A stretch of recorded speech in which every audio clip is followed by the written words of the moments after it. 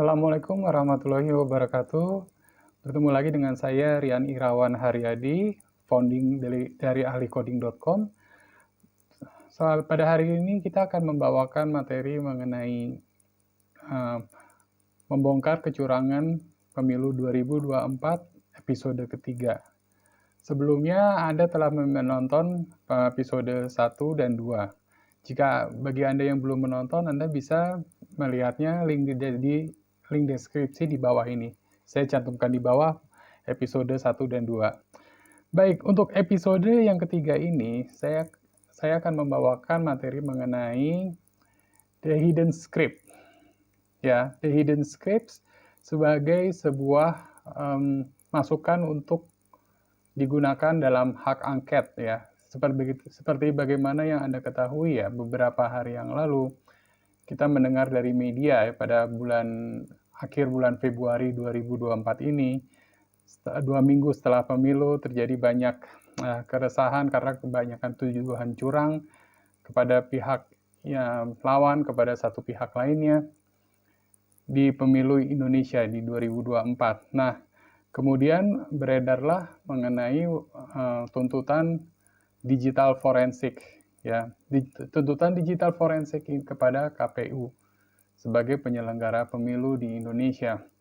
Nah, tetapi kemudian belakangan kita mendengar berita bahwa KPU, Komisi Pemilihan Umum, mereka menolak untuk diadakannya digital forensics. Dan ini akhirnya memancing DPR untuk berencana mengadakan hak angket ya, dalam tujuan untuk memaksa KPU agar supaya mau bersedia dilakukan audit digital terhadap sistem mereka.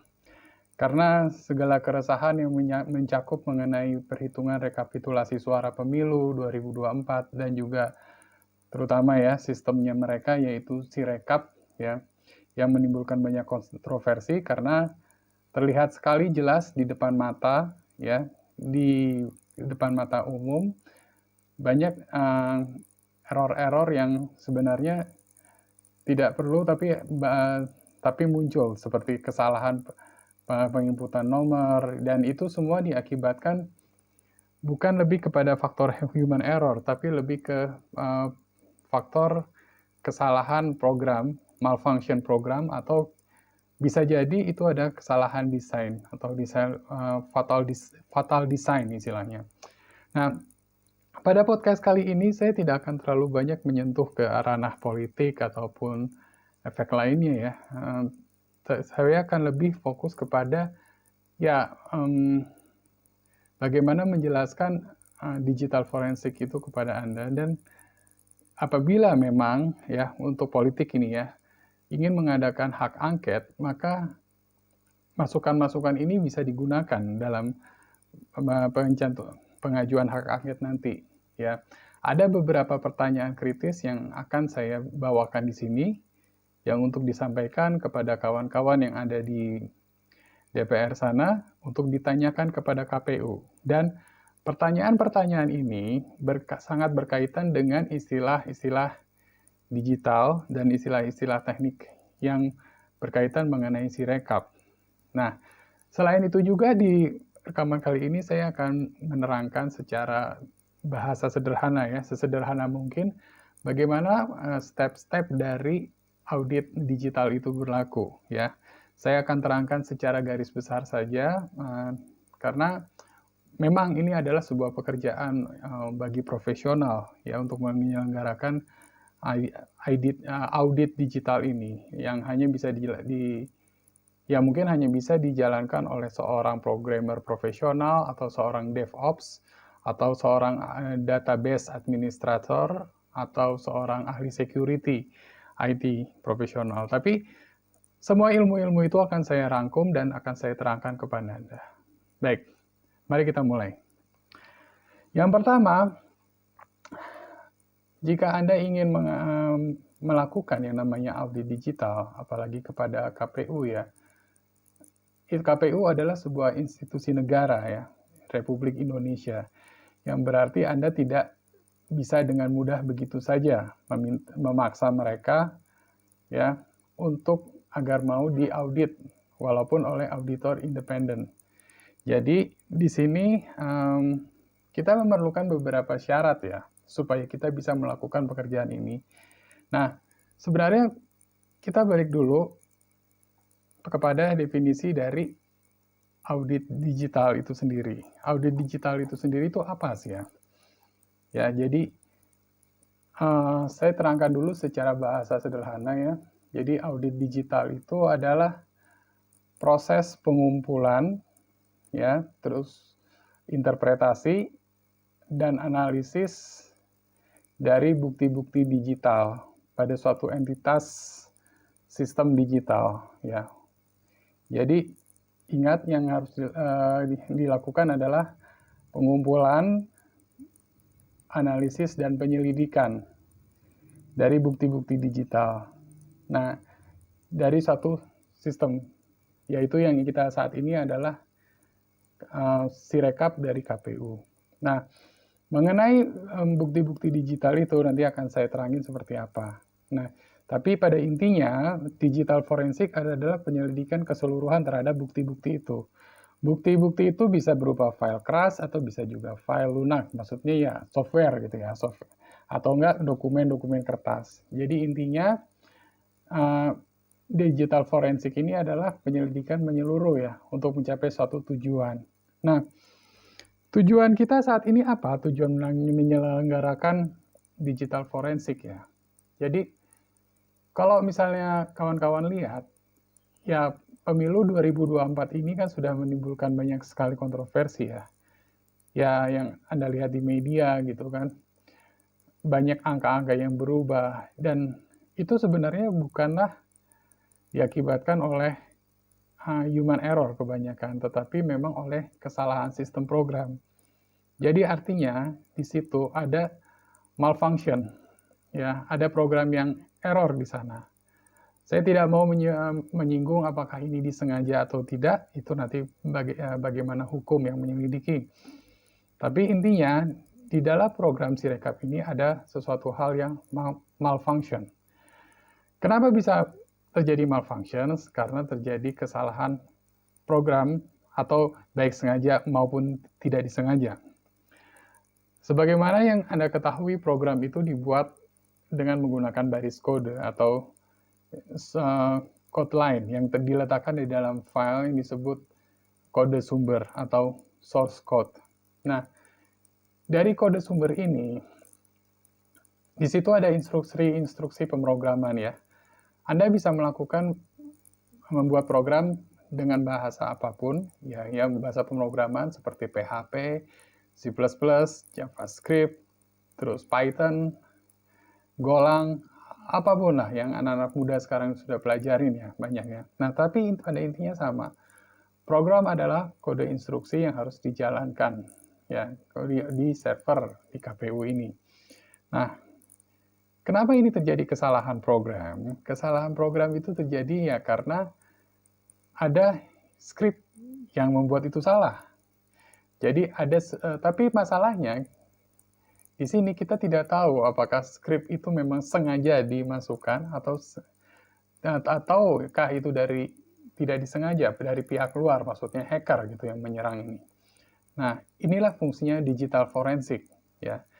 Kita mencari hidden script atau script yang tersembunyi dalam kode program supaya kita bisa mencari apa sih penyebab dari segala kekacauan di website Sirekap ini. Baik. Nah, untuk pertama kalinya sebelum kita bisa mengaudit, tadi saya sudah bilang bahwa mengaudit KPU tidak bisa sembarangan. Dibutuhkan legitimasi hukum ya. Dibutuhkan perlindungan politik juga untuk melakukan ini. Jadi untuk bisa mengaudit forensik KPU, sebenarnya kita membutuhkan setidaknya 3 syarat ya. 3 syarat. Syarat ini bukan hanya dari pemerintah sendiri, perlindungan hukum ya, bukan dari perlindungan hukum ya, mesti DPR dorongan dari DPR supaya bisa memberikan hak angket untuk melakukan digital forensik, tetapi juga dari KPU sendiri. Jadi 3 syarat itu adalah yang pertama, untuk melakukan digital forensik kita harus memiliki legitimate access, ya, akses dan akses untuk mendapatkan semua kode-kode program, semua sumber daya yang harus kita dapatkan, ya, untuk melakukan digital forensics. Dan digital forensics harus dilakukan oleh petugas yang terpercaya, yang kompeten, yang independen, dan tidak tergantung oleh apapun, ya.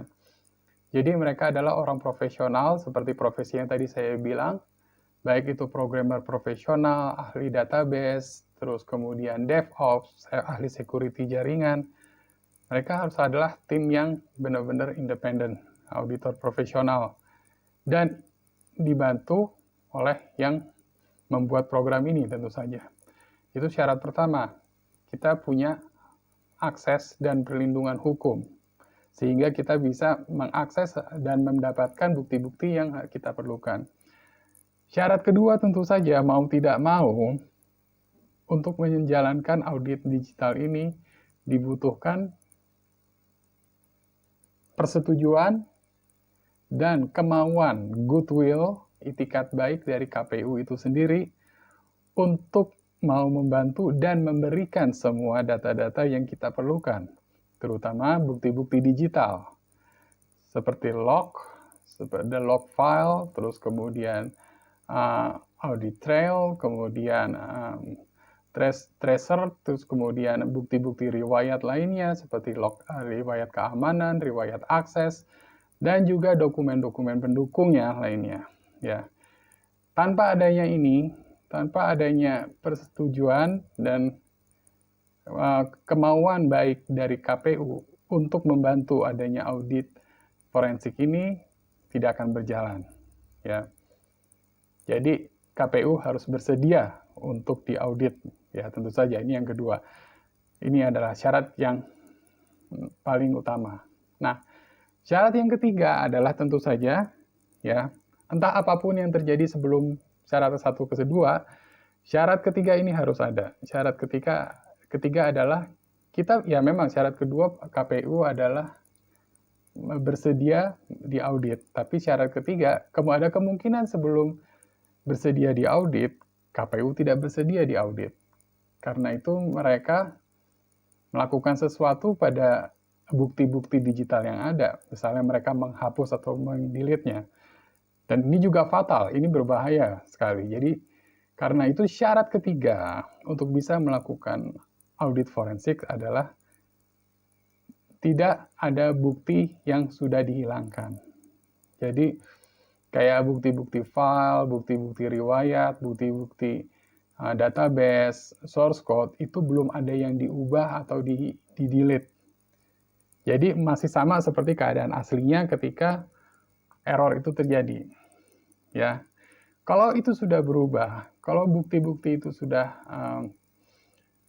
berlainan dengan waktu kejadian kondisi error, ya berarti itu sudah different state. Jadi kita sudah tidak bisa menggunakan itu sebagai acuan.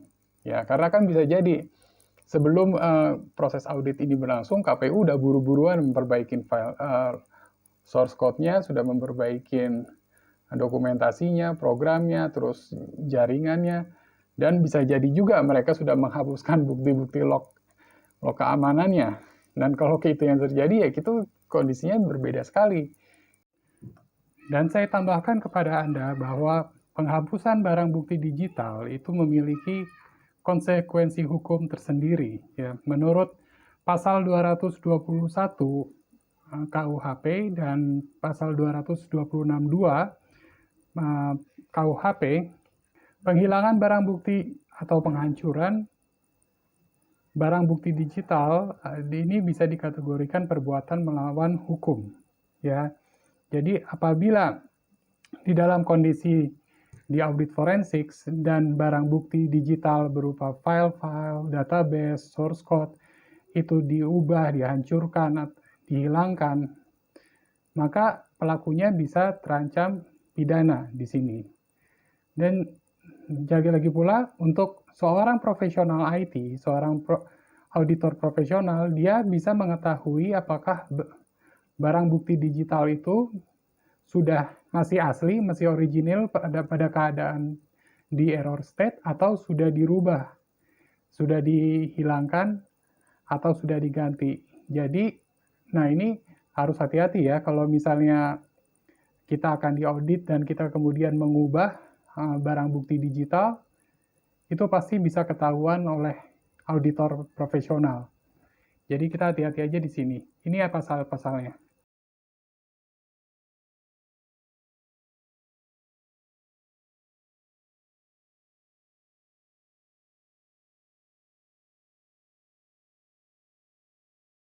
Jadi ingat ya, 3 kondisi ini harus dipenuhi. Yang pertama tadi ada legitimasi hukum, yang kedua kemauan dari KPU, yang ketiga belum ada file yang sudah dihapuskan atau diubah. Karena kalau itu sudah diubah, kita sudah tidak bisa lagi mengaudit seperti aslinya. Nah, jadi baik itu saja persyaratan untuk melakukan audit forensik, digital forensik di KPU nanti untuk hak angket. Untuk selanjutnya saya akan membahas step-step mengenai apa yang langkah-langkah yang harus dilakukan dalam mengaudit KPU ini, ya. Nah, di sini akan saya akan banyak menggunakan istilah teknis, tapi nggak apa-apa, saya akan mencoba menyampaikan dengan bahasa yang sederhana, ya, sehingga Anda semua bisa mengerti, Anda semua bisa juga menjelaskannya ke orang lain dan men-sharingkan ini ke banyak orang sehingga Anda bisa paham duduk perkara dari digital forensik itu seperti apa. Baik, silakan simak video berikutnya untuk melihat bagaimana step-step proses untuk melakukan digital forensik.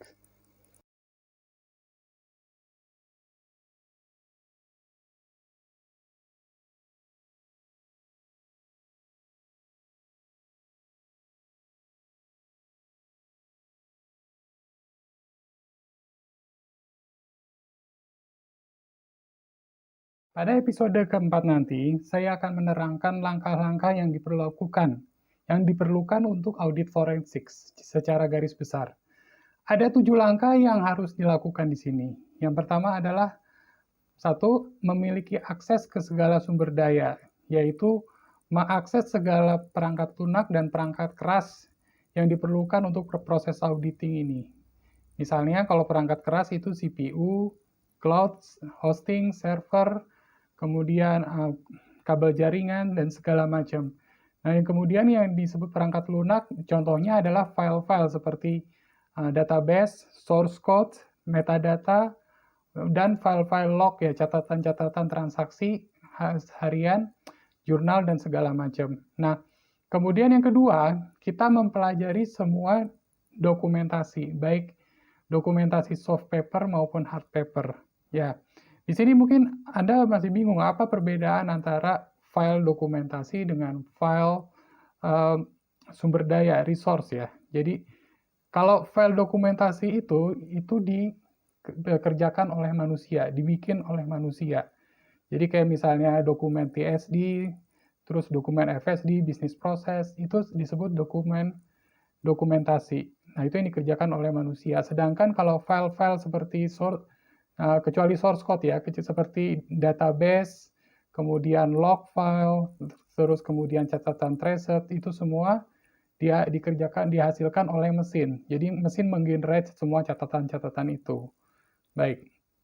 Nah, kemudian langkah yang ketiga adalah kita melakukan rekonstruksi, ya, rekonstruksi atas event kejadian error itu. Jadi error yang terjadi yang di web Sirekap itu kita coba diulangi kembali. Kita rekonstruksi lagi kejadian errornya itu dari awal sampai akhir, ya, untuk menyamakan persepsi bahwa auditing kita itu benar, ya. Jadi rekonstruksi ini harus kita lakukan di sebuah sistem yang terisolasi. Jadi tidak dipengaruhi oleh lingkungan luarnya. Nah, kalau rekonstruksi itu berhasil, maka kita berhasil menduplikat error yang terjadi di keseluruhan sistem web itu. Nah, langkah yang keempat ini barulah kita melakukan inti dari pekerjaan kita, yaitu audit ya. Audit itu sendiri terdiri dari dua bagian besar, yaitu audit log dan audit trail ya. Apa itu audit log? Yaitu audit log itu audit yang berkenaan dengan operasional dari sistem itu sendiri selama berlangsung dari awal sampai sekarang ya, sampai terjadi error ini sampai current state ya. Audit log itu ada catatannya dan kita harus mempelajari dan mengauditnya di situ.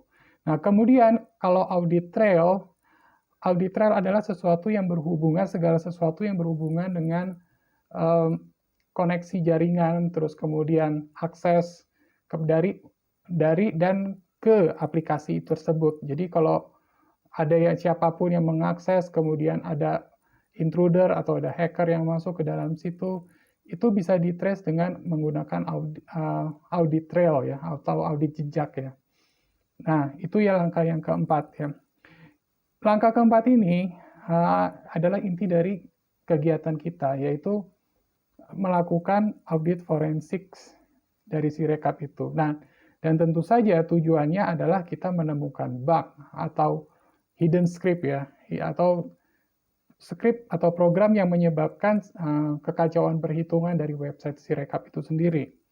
Nah, itu yang keempat. Yang kelima adalah kita melakukan debugging. Apa itu debugging? Debugging yaitu ya kita memperbaiki yang hidden script itu di mana. Kita memperbaikin di mana kesalahan program itu, di mana malfunction-nya, sehingga kalau kita coding lagi dari awal, kita coding lagi, diperbaikin, sehingga setelah sudah diperbaikin, kita tes kembali gitu. Ini yang disebut dengan pekerjaan debug ya. Menghilangkan error yang ada di program. Nah, setelah error itu diperbaiki, maka kita akan masuk ke step yang keenam. Step yang keenam itu yang kita melakukan testing atas pekerjaan debug itu. Ya, kita sudah memperbaiki hidden script-nya yang ada di website Sirekap. Nah, kemudian kita tentu saja memperbaiki programnya. Setelah program itu, source code-nya itu diperbaiki, kita melakukan testing untuk menguji apakah perbaikan kita itu berhasil atau tidak. Nah, setelah langkah 6 ini selesai dan berhasil diuji, kita akan melanjutkan ke langkah yang ketujuh. Langkah yang ketujuh yaitu kita melakukan pelaporan. Pelaporan apa yang kita ketemukan, pelaporan apa yang kita audit, dan pelaporan apa yang sudah kita perbaiki. Intinya keseluruhan awal dari proses dari awal sampai akhir itu kita membuat laporan tertulis. Nah, ini adalah 7 step ya, 7 step yang audit forensik digital secara garis besarnya. Dan yang akan saya terangkan kepada Anda pada episode keempat nanti ya. Tentu saja saya akan pertama kali akan menerangkan ya mulai dari langkah yang pertama, yaitu kita memiliki hak akses dan hak legitimate untuk memegang seluruh sumber daya yang diperlukan untuk menjalankan audit ini. Ya terutama kita harus punya akses ke server, akses yang kemarin katanya ditaruh di Ali Cloud Hosting ya. Kemudian kita harus punya juga akses jaringan, kemudian source code, database, dan segala macam. Nah, makanya di depan itu saya bilang legitimate access adalah prasyarat nomor 1. Nah, oke. Karena sebelum kita memulai pekerjaan audit ini, kita harus memiliki semua akses ke semua sumber daya yang dibutuhkan. Oke, baik, sekian dari saya kayaknya. Nanti di episode keempat kita akan beberkan semuanya, kita akan jelaskan semuanya. Mohon bersabar menunggu karena ya saya masih mengerjakan materinya lumayan panjang ya, tapi saya mencoba mempersingkat mungkin dan membahasakannya ke dalam bahasa yang sesimpel mungkin sehingga semua orang bisa mudah memahamin dan bisa juga menjelaskannya kepada orang lain ya, sehingga materi-materi audit forensik digital Sirekap ini bisa disebarkan ke masyarakat dan bisa memberikan wawasan juga. Baik, saya Rian Irawan Haryadi, seorang programmer dari Yogyakarta, founder ahlicoding.com. Undur diri dulu, sampai nanti ketemu kita di episode keempat. Supaya Anda tidak ketinggalan nanti informasi terkini, jangan lupa tolong di-subscribe channel Ahli Coding ini. Terima kasih. Assalamualaikum warahmatullahi wabarakatuh.